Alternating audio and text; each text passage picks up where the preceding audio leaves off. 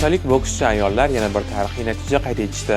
Serbiyada o'tkazilayotgan boks bo'yicha ayollar o'rtasidagi jahon chempionatida final ishtirokchilari ma'lum bo'ldi. Dunyo birinchiligining 1-2 finaliga 4 nafar o'zbekistonlik bokschi yetib kelib, avvalgi rekordni yangilashgan edi. Ma'lumki, boksda yarim finalchilar kamida bronza medalni naqd qilishadi.